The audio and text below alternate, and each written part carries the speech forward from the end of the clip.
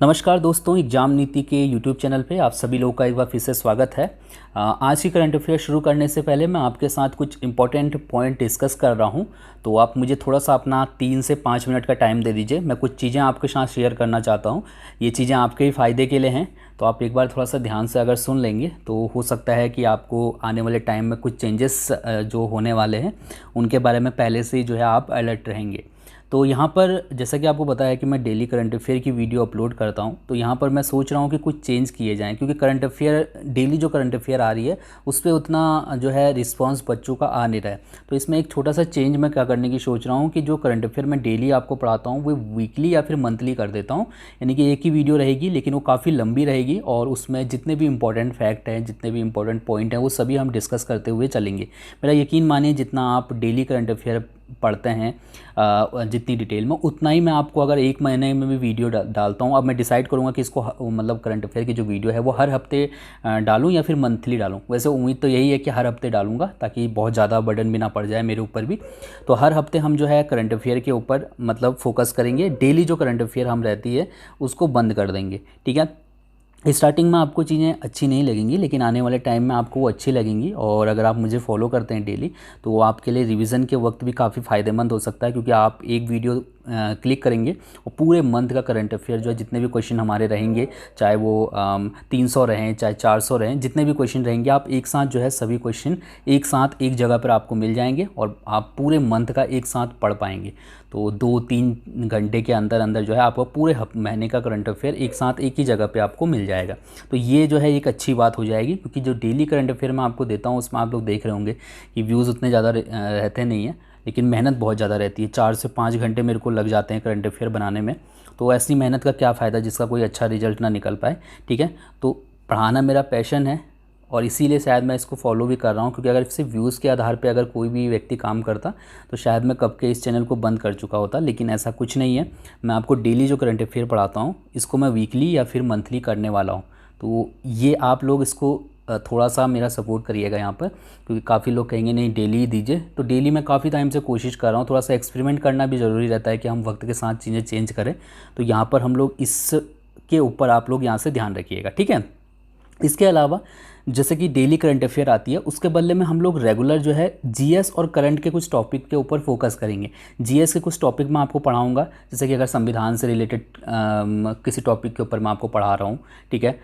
लोकसभा, राज्यसभा या फिर भारत के राष्ट्रपति, उपराष्ट्रपति, इनके बारे में आप पढ़ा रहा हूँ, तो एकदम डिटेल में मैं आपको एक एक टॉपिक वाइज लेते रहूँगा। मतलब मान लो किसी दिन मैंने राष्ट्रपति का टॉपिक ले लिया, तो राष्ट्रपति कौन से अनुच्छेद के तहत राष्ट्रपति का जो है मतलब राष्ट्रपति चुने जाते हैं, राष्ट्रपति का कार्यकाल कितने टाइम के लिए होता है, किस तरीके से अगर महाभियोग किसी पे लगाया जाएगा तो किस तरीके से लगाया जाएगा किसी राष्ट्रपति पे। तो ये सभी चीज़ें मैं आपको करवाऊंगा टॉपिक वाइज, ठीक है। डेली मतलब ये हमारी रहेंगी। इसके अलावा करंट के कुछ टॉपिक होते हैं जिनके ऊपर अलग से वीडियो बनाने की ज़रूरत पड़ती है।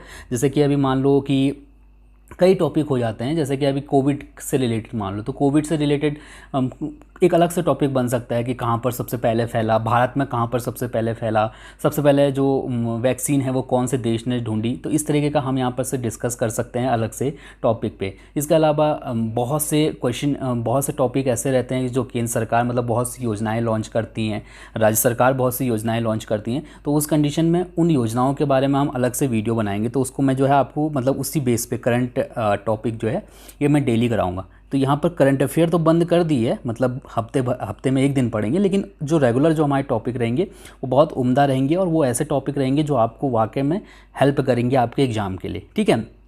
इसके अलावा स्टैटिक जीके भी हम लोग जो है पढ़ेंगे। स्टैटिक जीके का मतलब है कि जो कभी भी चेंज नहीं होते हैं, ठीक है। मान लो किसी राज्य के प्रमुख जो नृत्य है, लोक नृत्य हैं, या फिर और भी कई कुछ चीज़ें होती हैं, ठीक है, प्रमुख दिवस हो गए, तो ये सभी जो है स्टैटिक जीके के अंदर आ जाते हैं। तो हम इन टॉपिक के ऊपर भी यहाँ पर बात करेंगे।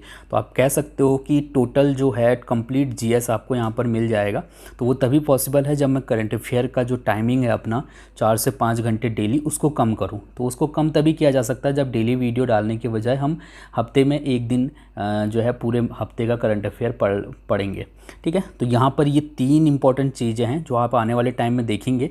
अब मैं किस दिन से इसको चेंज करूँगा वो तो मैं आपको आपका व्हाट्सअप या फिर जो हम लोग मुझसे जुड़े हुए हैं टेलीग्राम पे उन लोग को पता चल जाएगा। अगर आप नहीं जुड़े हैं तो व्हाट्सअप का लिंक जो है डिस्क्रिप्शन में मिल जाएगा, आप वहाँ पर जुड़ सकते हैं। वहाँ पर मैं आपको बता दूँगा कि किस दिन से जो है हम लोग ये सब कार्यक्रम शुरू करने वाले हैं। ठीक है, सो शुरुआत करते हैं आज की करंट अफेयर अपने पहले क्वेश्चन के साथ।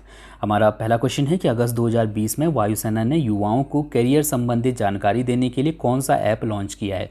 अभी रिसेंटली वायुसेना ने युवाओं को करियर संबंधित जानकारी देने के लिए माई IAF नाम का एक ऐप लॉन्च किया है। तो ऑप्शन ए वाला यहाँ पर से बिल्कुल सही है।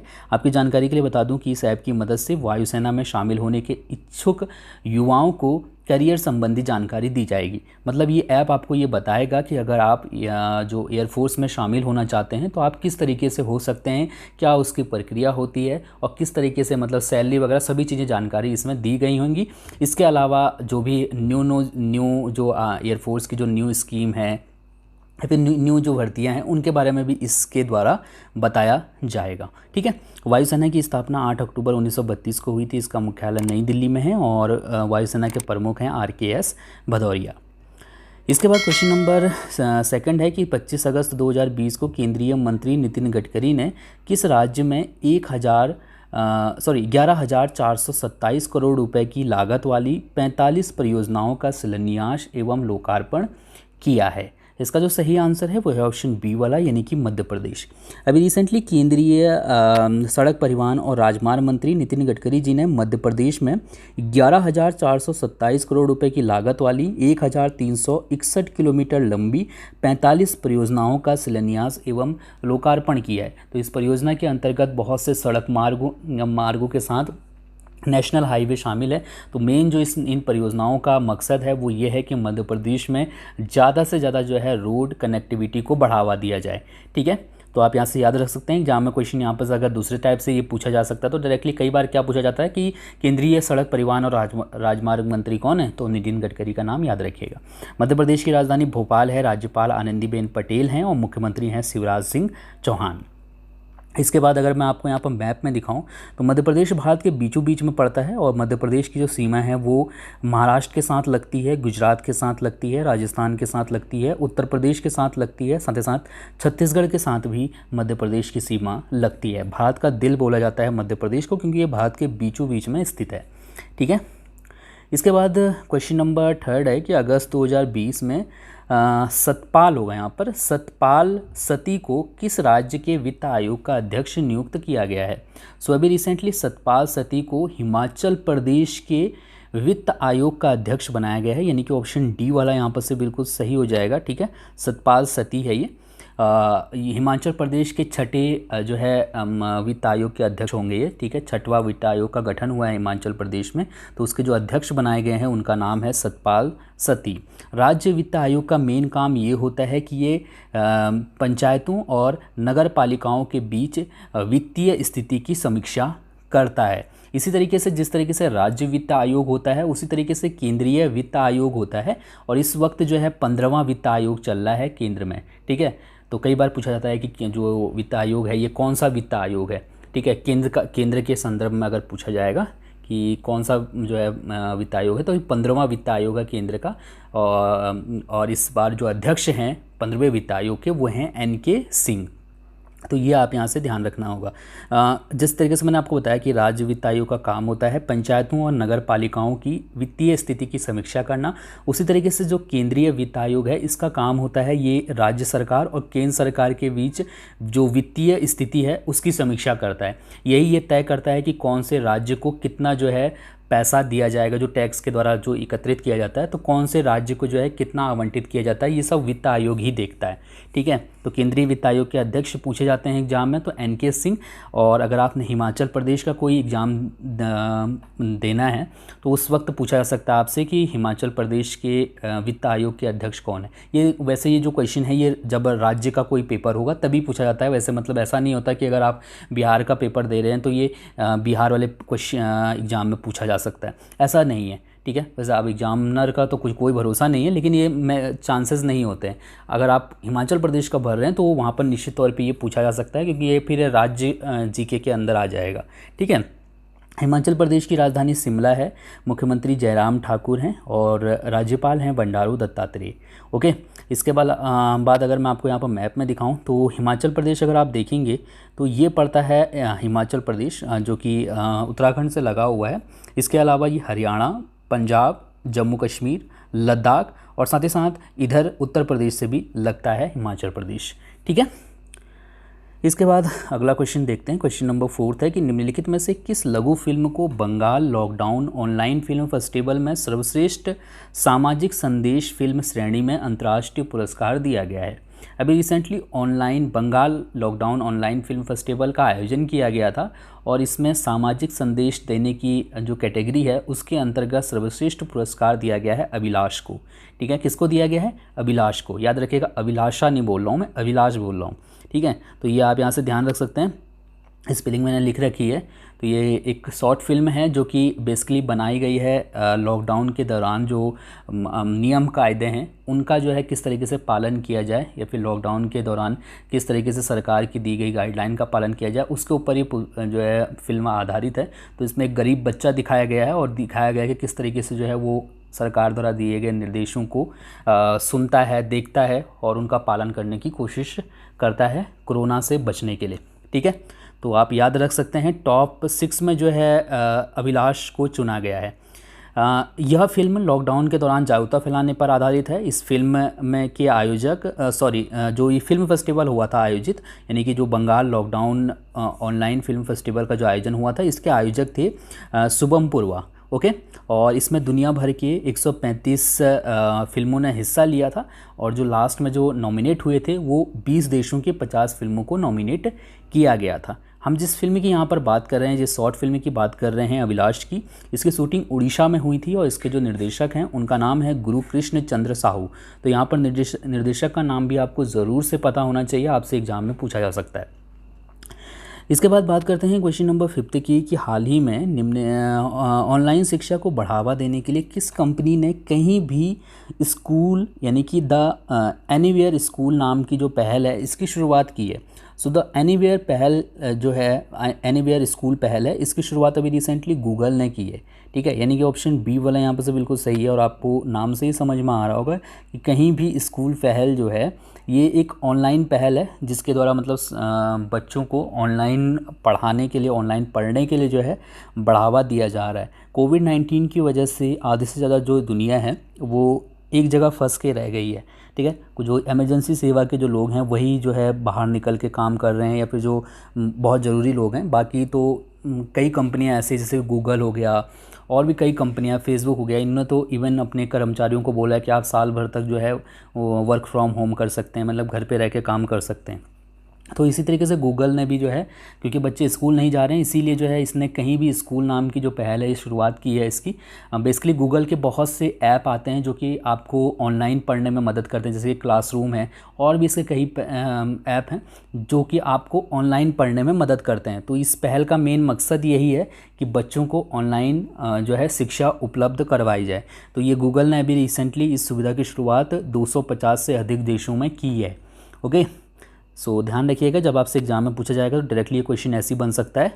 इसके बाद हम लोग बात करेंगे क्वेश्चन नंबर 6 की कि अगस्त 2020 में किस देश ने अपना 5वां पृथ्वी अवलोकन उपग्रह गाओफेन 905 सफलतापूर्वक लॉन्च किया है। तो अभी एक उपग्रह है जिसका नाम है गाओफेन 905, ये अभी रिसेंटली चीन के द्वारा लॉन्च किया गया है, यानी कि ऑप्शन सी वाला यहाँ पर से बिल्कुल सही है। इस उपग्रह को जियोक्वान सैटेलाइट लॉन्च सेंटर से लॉन्ग मार्च 2D रॉकेट के जरिए लॉन्च किया गया, ठीक है। जियोक्वान जो है वो सैटेलाइट लॉन्च सेंटर है चीन का, तो यहीं पर से जो है लॉन्ग मार्च 2D के द्वारा जो है इस सैटेलाइट को लॉन्च किया गया था, ठीक है। तो ध्यान रख सकते हैं इसको। इसके बाद बात करते हैं क्वेश्चन नंबर 7 की कि अगस्त 2020 में निम्नलिखित में से किसे दिल्ली अल्पसंख्यक आयोग का अध्यक्ष नियुक्त किया गया है। सो अभी रिसेंटली दिल्ली अल्पसंख्यक आयोग के अध्यक्ष नियुक्त किए गए हैं जाकिर खान, यानी कि ऑप्शन ए वाला जो है यहाँ पर से बिल्कुल सही है। और अभी रिसेंटली जाकिर खान को पूर्णकालिक अध्यक्ष के तौर पे नियुक्त किया गया है। इसके अलावा 2 सदस्य भी बनाए गए हैं दिल्ली अल्पसंख्यक आयोग के। एक हैं कंवलजीत सिंह और दूसरी हैं नैन्सी बारोल। ठीक है, तो ये 2 ही जो है 2 के 2 ये वित्त आयोग के सदस्य होंगे और एक जो है अध्यक्ष हैं, जिनका नाम मैंने यहाँ पर लिखा हुआ है, आप यहाँ से याद रख सकते हैं। इससे पहले जफरुल इस्लाम जो है दिल्ली अल्पसंख्यक आयोग के अध्यक्ष थे, जो कि अब जो है रिटायर हो चुके हैं, इनका कार्यकाल खत्म हो चुका है। दिल्ली अल्पसंख्यक आयोग नियम 2020 के तहत अध्यक्ष और दोनों सदस्यों का जो कार्यकाल होगा वो 3 वर्ष का होगा, यानी कि जाकिर खान जो है वो 3 साल तक दिल्ली अल्पसंख्यक आयोग के अध्यक्ष रहेंगे। क्वेश्चन नंबर 8वां है कि अगस्त 2020 में किस देश के ऑलराउंडर कैमरून वाइट ने संन्यास लेने की घोषणा की है। कैमरून वाइट ये किस देश के ऑलराउंडर हैं? तो ये जो है ऑस्ट्रेलिया के ऑलराउंडर हैं और अभी रिसेंटली इन्होंने संन्यास लेने की घोषणा कर दी है। ठीक है, तो आप यहाँ से याद रख सकते हैं। इनके बारे में डिटेल से कुछ नहीं लिखा हुआ है क्योंकि इन्होंने कुछ टेस्ट और कुछ और मैच खेले थे, लेकिन कोई मतलब नहीं, एग्जाम में आपसे जब पूछा जाएगा तो डायरेक्टली यही पूछा जा सकता है कि कैमरून वाइट कौन से देश के जो है ऑलराउंडर थे, ठीक है, जिन्होंने संन्यास ले लिया। तो ये ऑस्ट्रेलिया के थे। ये उस कैटेगरी में नहीं आते जब मैं आपसे बोलूँगा कि नहीं ये क्वेश्चन बहुत मोस्ट इंपॉर्टेंट है, लेकिन आपको जानकारी तो होनी ही चाहिए। क्वेश्चन नंबर 9 है कि निम्नलिखित में से किस राज्य में आदिवासी छात्रों को उनकी मातृभाषा में पढ़ाने हेतु नमत बसई कार्यक्रम शुरू किया गया है? नमत बसई कार्यक्रम अभी रिसेंटली केरल सरकार के द्वारा लॉन्च किया गया है, यानी कि ऑप्शन सी वाला यहाँ पर से बिल्कुल सही है। याद रखिएगा कि जो केरल सरकार का जो ये नमत बसई कार्यक्रम है, इसको समग्र शिक्षा केरल द्वारा कार्यान्वित किया जा रहा है। ये जो कार्यक्रम है केरल में, समग्र शिक्षा केरल, इसके तहत आदिवासी बच्चों को जो है ऑनलाइन शिक्षा से जोड़ने का जो है इस कार्यक्रम के द्वारा काम किया गया है। तो इस कार्यक्रम को काफ़ी हद तक सफलता हासिल हुई है क्योंकि इसने कई आदिवासी बच्चों को ऑनलाइन जो है शिक्षा से जोड़ा है। तो अब इसने एक नई पहल के अंतर्गत जो ये नमत बसई पहल है, इसके द्वारा ये मतलब कोशिश की है कि जो छात्र हैं उनको उन्हीं की भाषा में पढ़ाया जाए, ठीक है, जो आदिवासी छात्र हैं। तो केरल के अट्टापडी की अगर हम बात करते हैं तो यहाँ पर इस इलाके में जो है इस पहल की अभी फ़िलहाल में शुरुआत की गई है, जहाँ पर कि 192 बस्तियाँ हैं और यहाँ पर जितने भी जो बच्चे हैं वो ऑनलाइन कक्षाओं से उन बच्चों को जोड़ दिया गया है। अट्टापडी में 3 जनजातीय भाषाओं जिसमें से इरूला, मुडुका और कुरुम्बा ये हैं, इनमें शिक्षा दी जा रही है। तो ये 3 भाषाएं हैं। सबसे ज़्यादा जो लोग रहते हैं इस बस्ती में वो इरूला भाषीय लोग रहते हैं, उसके बाद मुडुक्का भाषी और उसके बाद कुरुम्बा भाषी। तो मतलब जो लोग हैं उनको उन्हीं जो छात्र हैं आदिवासी छात्र उनको उन्हीं की भाषा में जो है यहाँ पर शिक्षा दी जा रही है।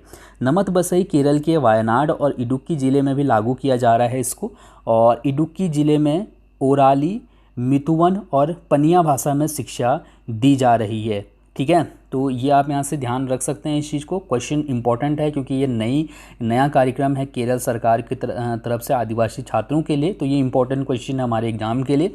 नमत बसई एक इरूला भाषीय शब्द है जिसका अर्थ होता है हमारी भाषा।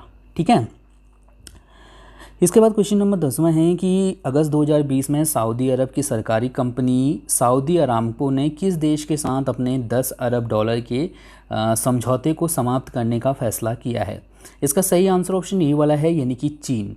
अभी रिसेंटली सऊदी अरब की जो सरकारी तेल कंपनी है, ये सऊदी अरब की सबसे बड़ी तेल कंपनी है सऊदी अरामको, इसने चीन के साथ अपने 10 अरब डॉलर के समझौते को समाप्त करने की घोषणा की है। इस डील के तहत अरामको चीन के साथ मिलकर एक रिफाइनिंग और पेट्रोकेमिकल्स कॉम्प्लेक्स बनाने वाला था, लेकिन जैसा कि आपको पता है कि कोविड की वजह से दुनिया भर के जो देश हैं, खास करके जो तेल उत्पादन करने वाले जो देश हैं, उन पे विपरीत असर पड़ा है। तेल के जो दाम हैं वो लगातार गिरते गए हैं, जिसकी वजह से जो तेल उत्पादन करने वाले जो देश हैं उनको काफ़ी ज़्यादा नुकसान हुआ है क्योंकि तेल की जो डिमांड है वो कम हुई और कम होने के बाद लगातार जो है तेल के रेट गिरते चले गए।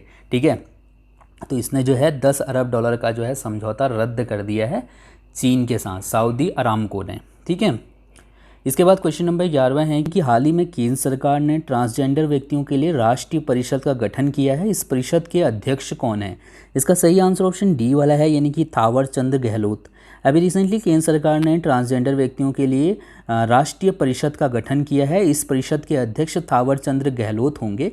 जो आपका ट्रांसजेंडर व्यक्तियों के लिए राष्ट्रीय परिषद है, इसमें ये कहा गया है, जो मतलब नियम है उसमें ये कहा गया है कि जो केंद्रीय सामाजिक न्याय और अधिकारिता मंत्री होगा वही जो है इस परिषद का अध्यक्ष होगा। तो वर्तमान में केंद्रीय सामाजिक न्याय और अधिकारिता मंत्री जो है वो थावर चंद गहलोत हैं। इस वजह से यही जो है ट्रांसजेंडर व्यक्तियों के लिए राष्ट्रीय परिषद के जो है अध्यक्ष हैं, ठीक है। और इनकेस बाद में मान लीजिए ऐसा होता है कि केंद्रीय सामाजिक न्याय और अधिकारिता मंत्री बदल जाते हैं तो उस वक्त जो है इस परिषद के अध्यक्ष भी बदल जाएंगे, ठीक है। ट्रांसजेंडर व्यक्तियों के लिए राष्ट्रीय परिषद का गठन ट्रांसजेंडर व्यक्तियों के अधिकारों का संरक्षण अधिनियम 2019 के तहत किया गया है। इस परिषद का उद्देश्य ट्रांसजेंडरों के अधिकारों और समाज में उनकी स्थिति को मजबूत करना है। कहा जा रहा है कि इस परिषद के द्वारा ये कोशिश की जाएगी कि जो ट्रांसजेंडर हैं उनको समाज में बराबरी का दर्जा मिले, शिक्षा का अधिकार मिले, रोजगार का अधिकार मिले, ठीक है। क्योंकि अभी भारत में ट्रांसजेंडरों के प्रति लोगों की मानसिकता थोड़ा सा विपरीत है, तो इस परिषद के द्वारा कोशिश की जाएगी कि ट्रांसजेंडरों की जो स्थिति है उसको सही किया जाए। 2014 में सर्वोच्च न्यायालय ने ट्रांसजेंडर लोगों को तीसरे लिंग यानी कि थर्ड जेंडर के रूप में मान्यता दी थी। ये आपको शायद पता होगा, ठीक है। तो ये भी आप याद रख सकते हो। मान लीजिए यहाँ से क्वेश्चन ऐसे बन के आज आ जाए कि सर्वोच्च न्यायालय ने ट्रांसजेंडर लोगों को थर्ड जेंडर के रूप में कब मान्यता दी थी, तो वर्ष 2014 में मान्यता दी थी। क्वेश्चन नंबर 12 है कि हाल ही में केंद्र सरकार ने DRDO के अध्यक्ष जी सतीश रेड्डी के कार्यकाल को कितने वर्ष के लिए बढ़ा दिया है। इसका सही आंसर ऑप्शन ए वाला है, यानी कि 2 वर्ष के लिए। अभी रिसेंटली केंद्र सरकार ने DRDO के अध्यक्ष जी सतीश रेड्डी के कार्यकाल को 2 साल के लिए बढ़ा दिया है।